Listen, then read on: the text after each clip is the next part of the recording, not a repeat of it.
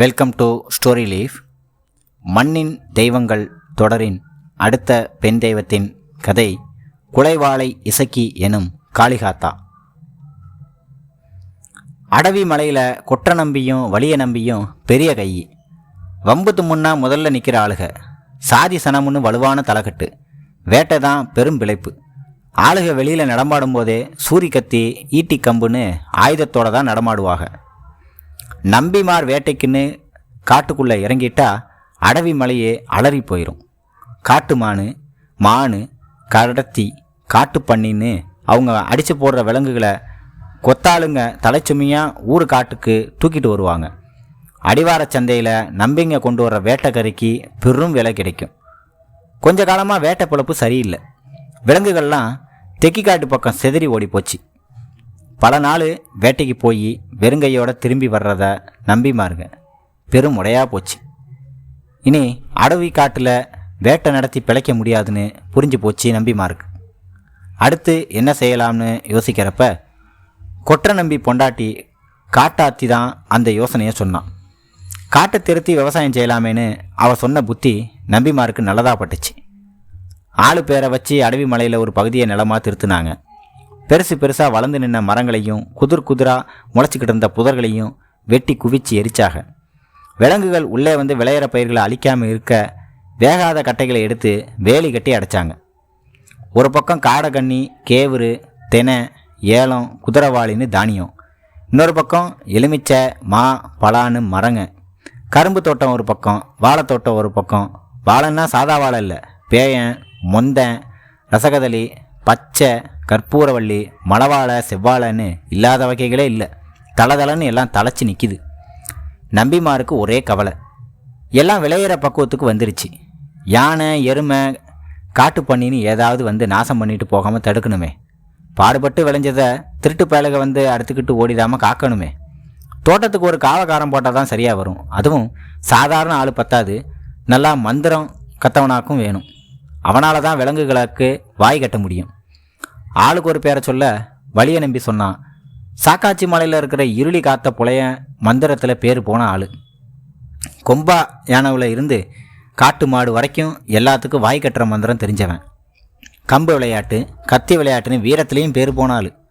அவனையே கேட்டு பார்க்கலாம். நம்பிமாருக்கு சந்தோஷம். போய் கூப்பிட்டுவோம்னு சொல்லி சாக்காச்சி மலைக்கு கிளம்புனாங்க. சாக்காச்சி மலை அடவி மலைக்கு தெற்க நெடுந்தொலைவில் இருக்குது. 2 நாள் நடந்து இருளி காத்த புலையன் வீட்டுக்கு போயிட்டாங்க. நம்பிமாரை பார்த்த இருளி, கும்பிட்றஞ்சாமி, நீங்கள் எந்த மலைநாட்டுக்கார ஆளுங்க? பழகின வாசனையே இல்லையே, என்ன எதுக்காக நாடி வந்திருக்கீங்கன்னா?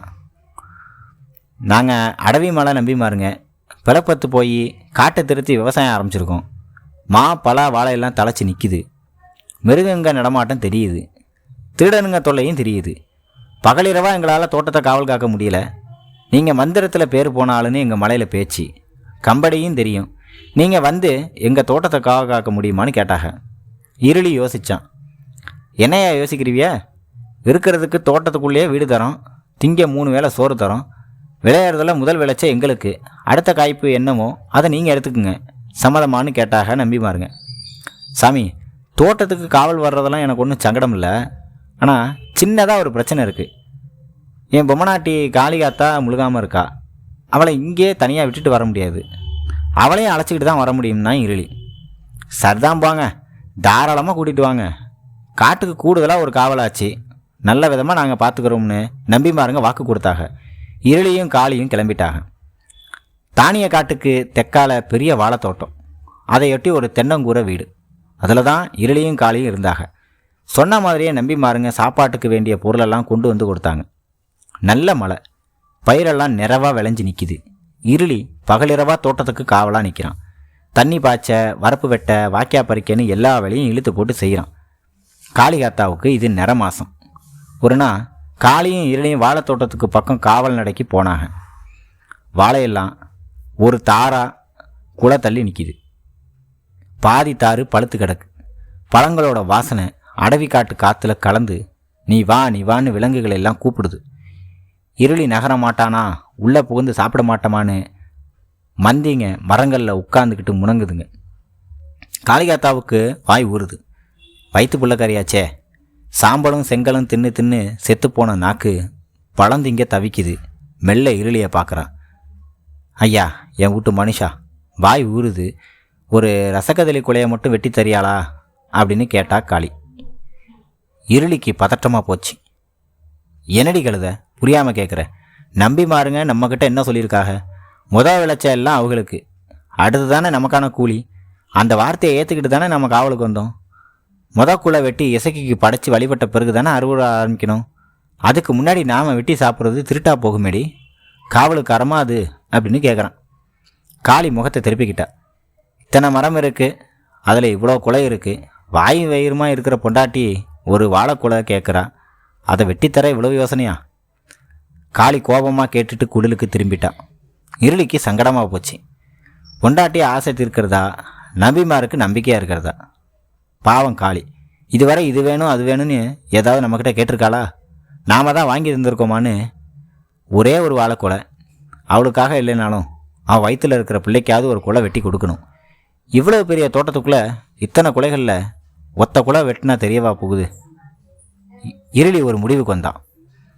தோட்டத்துக்கு 4ஆம் வரிசையில் பெரிய ரசகதலி குலை 6 உயரத்துக்கு விளைஞ்சி பழுத்து கிடக்கு.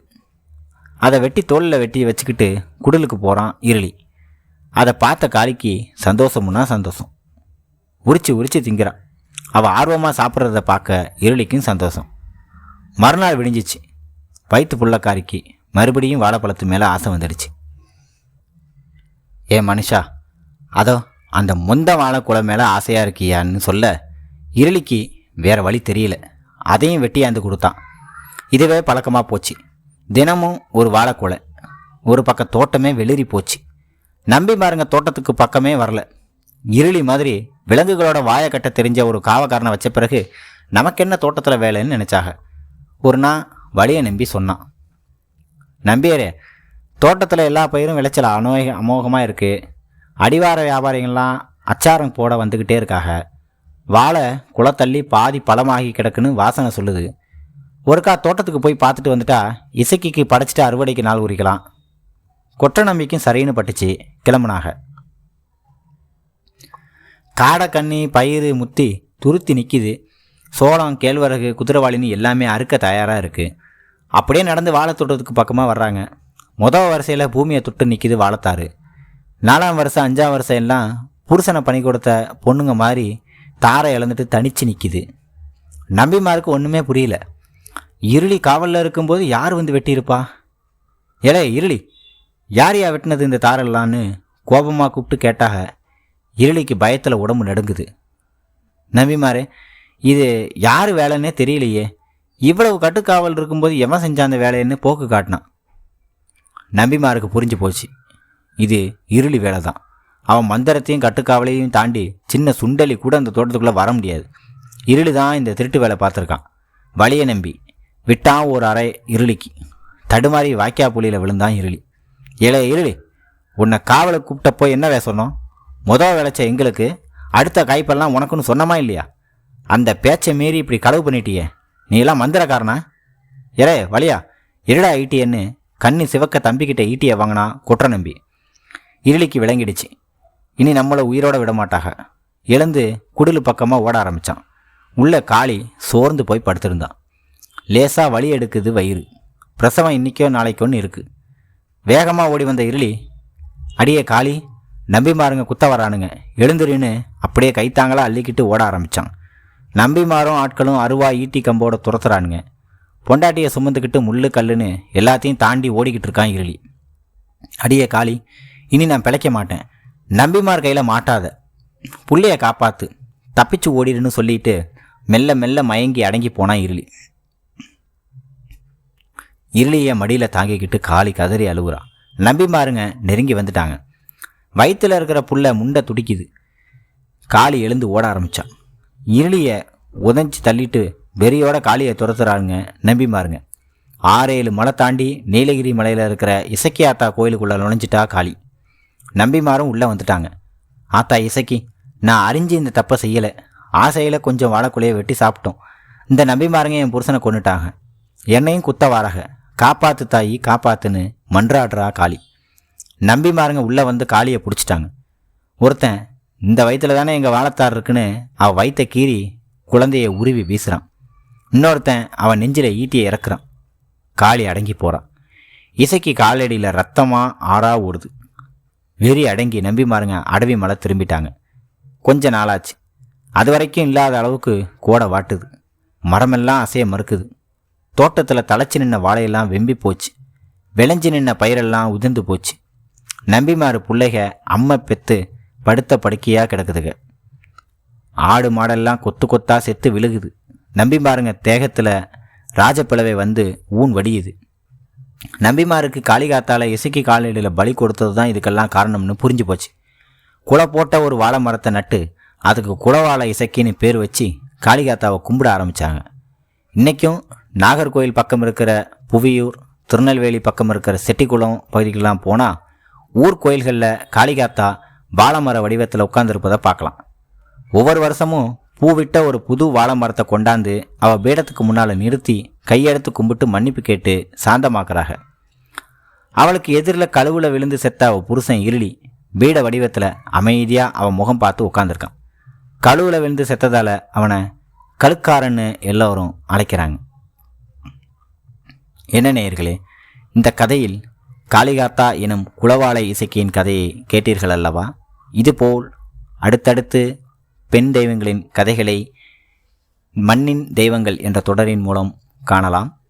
நமது சேனலை தொடர்ந்து பாருங்கள், சப்ஸ்கிரைப் செய்யுங்கள். நன்றி.